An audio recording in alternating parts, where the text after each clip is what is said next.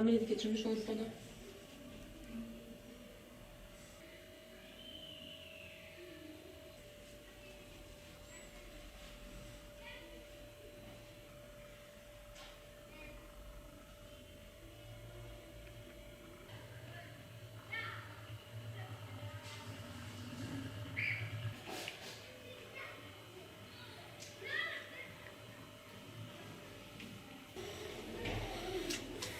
ارفع بيدك اليمين مثل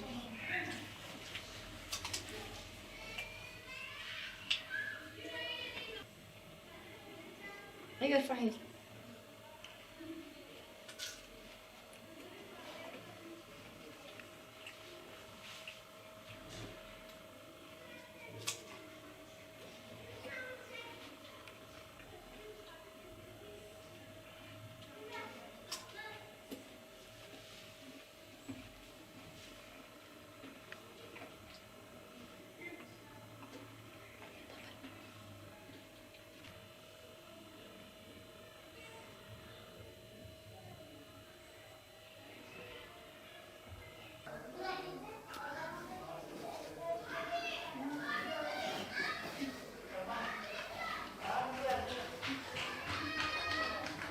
Selamun Aleyküm. Şimdi ben Midyen arkadaştan bahsedeceğim. Rakka'da yaşıyordu. Suriyeli kendisi. Savaş nedeniyle Urfa'ya gelmiş. Normalde Rakka'da oturuyordu. Savaş nedeniyle Urfa'ya geldi. Urfa'da bir yıl kaldıktan sonra Antep'e göç ettiler. Bir 6-7 ay önce evlendi. Bir gün işe giderken yolda düşüp bayılmış. Hastaneye götürdüler. Hastanede doktor teçhiz tümör demiş. Şimdi acilen ameliyata ihtiyacı var. Ameliyat korona nedeniyle hastanelere gidemiyor, yasaklanmış. Ve birkaç özel hastaneye gitmiş. Hastanede ameliyat yapabilirler. Doktorlar kabul etmişler ameliyat yapmayı.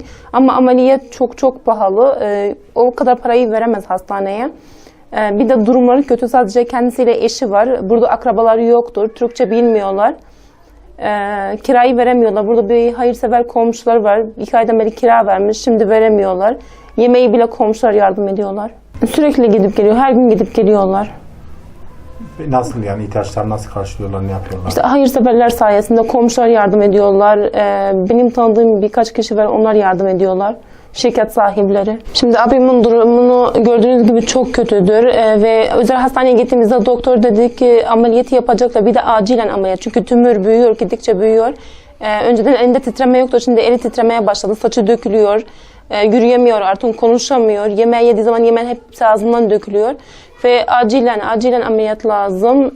Allah rızası için bu abimize yardımcı olabilir misiniz? Gerçekten çok kötü durumdalar. Ne kadar ihtiyaç? Doktorlar ne diyor?